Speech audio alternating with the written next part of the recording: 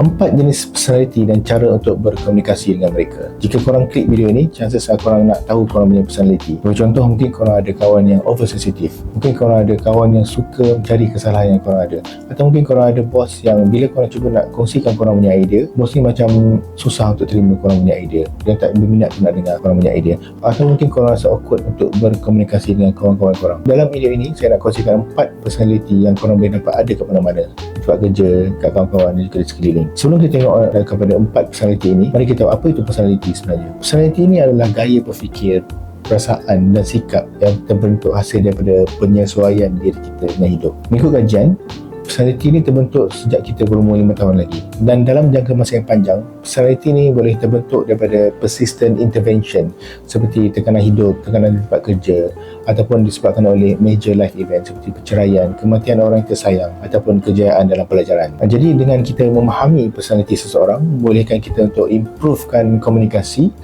hubungan, dan juga macam mana kita nak mengadaptasi dengan orang sekeliling. Sebenarnya ada banyak personality test kat luar sana, seperti Myers-Briggs Indicator, Star Caliper, 16PF, DISC Personality Test, Star Personality, yang biasanya digunakan oleh company-company dalam proses nak hire pekerja untuk mereka tahu apa career path orang ni, ataupun sesuai tak orang ni untuk bekerja dekat company mereka. Dalam video ini kita nak tengok personality test mengikut DOPE, iaitu DOPE. D stands for Dove, burung merpati. O stand for Owl, burung hantu.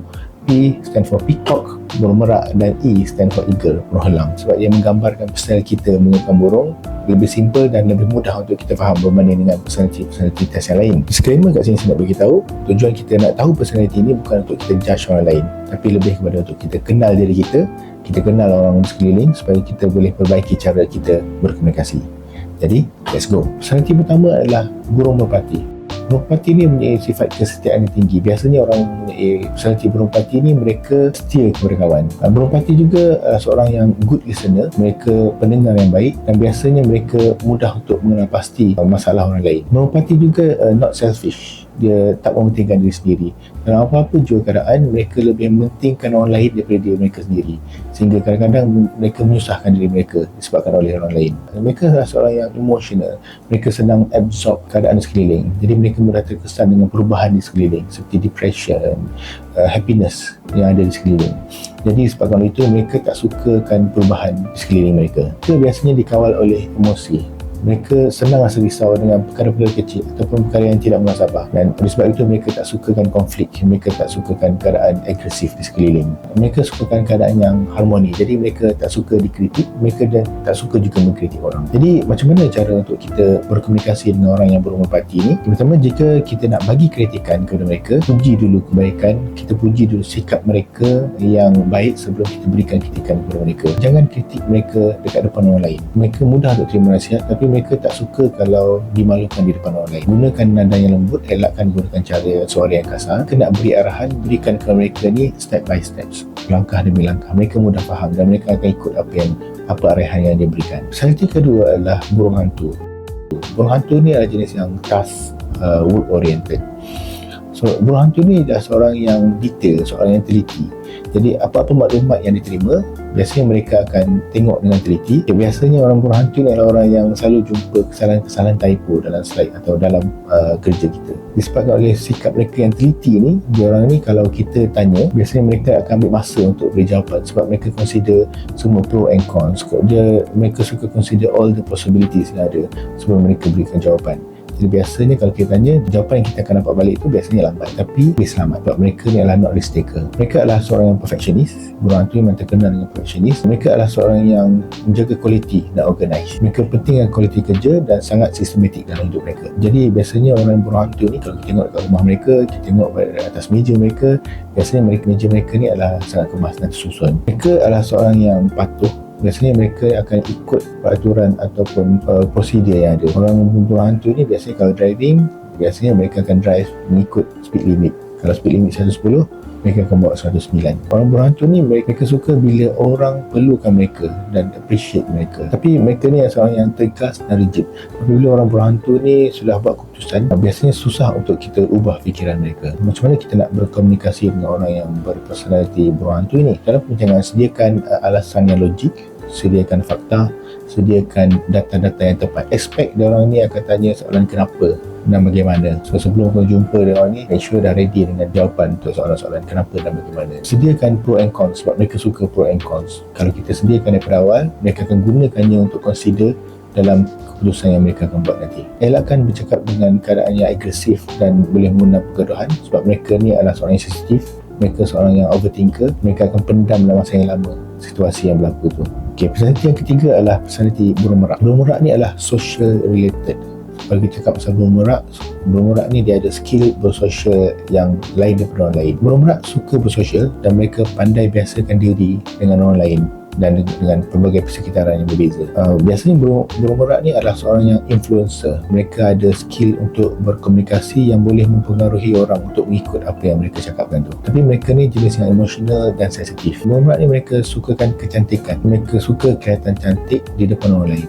Jadi mereka biasanya akan menjaga penampilan. Burung merak juga adalah seorang yang kreatif. Mereka mempunyai pemikiran yang kreatif, menjadikan mereka ni ada banyak idea. Mereka sukakan idea-idea yang baru. Burung merak ni adalah seorang yang not a good listener sebab mereka lebih suka untuk berceritakan tentang kehidupan mereka. Dan burung merak ni adalah seorang yang mudah ubah fikiran sebabkan oleh ada banyak idea.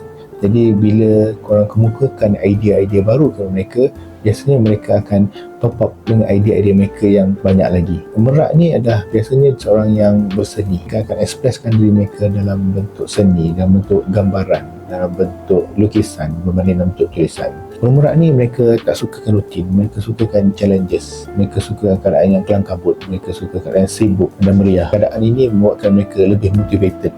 Personality yang keempat adalah burung helang. Burung helang ni adalah work ataupun task oriented. Mereka fokus pada kerja, mereka fokus pada tugas. Burung helang ni biasanya tak punya ramai kawan, sama macam burung helang yang suka terbang bersendirian. Tapi burung helang ni, orang yang berpersonaliti burung helang ni biasanya kalau mereka dah pilih kawan tu, mereka akan jadi seorang yang sangat setia. Burung helang mereka ada ciri-ciri kepemimpinan sebab mereka ada karisma dan kebolehan untuk menguruskan keadaan dalam krisis dan menyatukan kumpulan. Burung helang mereka berpandangan jauh. Jika orang burung helang ni kita latih, mereka boleh jadi seorang yang strategis yang sangat hebat. Burung helang dia jenis yang doer, not the thinker. Mereka biasanya kurang berminat untuk join dalam meeting sebab mereka lebih fokus kepada take action as soon as possible. Jika kita berikan satu objektif kepada orang yang burung helang ni, mereka akan fokus kepada objektif tu dan mereka tak akan give up selagi objektif tu tak tercapai. Dan orang yang burung helang ni biasanya mereka kurang sabar tapi mereka mempunyai jiwa yang kental. Biasanya orang akan cakap mereka ni seorang yang degil, mereka seorang yang keras kepala, tapi saya lebih suka tengok dalam perspektif yang positif, berjiwa kental sebab mereka tak mudah untuk terpengaruh dengan emosi. Ini jadikan mereka seorang yang kurang empati dan tak kasihan kepada orang lain. Macam mana kita nak berkomunikasi dengan orang yang burung helang? Terus straight to the point. Jangan pusing-pusing, jangan ulang-ulang perkataan yang sama sebab mereka tak suka dan mereka tak boleh fokus. Jika nak bertanya kepada orang yang burung helang ni, tanya soalan apa berbanding bagaimana sebab mereka tak suka explain panjang-panjang. Jadi jika korang ada plan nak discuss dengan orang yang burung helang, lebih baik untuk ada seorang yang burung hantu dalam perbincangan untuk explainkan bagaimana. Kita nak terangkan kepada mereka, fokus kepada result. Mereka tak suka proses penerangan yang panjang. Kalau korang ada cabaran dalam kerja ataupun dalam hidup, jumpa orang burung eagle. Mereka akan berikan solution kepada korang. Orang burung helang ni lebih suka bercakap daripada mendengar. Jadi mereka tak suka diarahkan, sebaliknya mereka lebih suka mengarahkan. Sebab itu kebiasaannya orang yang burung helang ni adalah seorang ketua berbanding seorang pengikut. Jadi itulah 4 personality berdasarkan Duke. Dah tahu yang mana satu personality korang? Dah tahu yang mana satu personality kawan-kawan atau adik-adik korang? Sharekan experience korang kat komen di bawah. Tekan like dan subscribe kalau korang suka video ni. Sharekan kepada kawan-kawan yang nak tahu pasal Duke personality. Jumpa lagi dalam video seterusnya. Bye bye.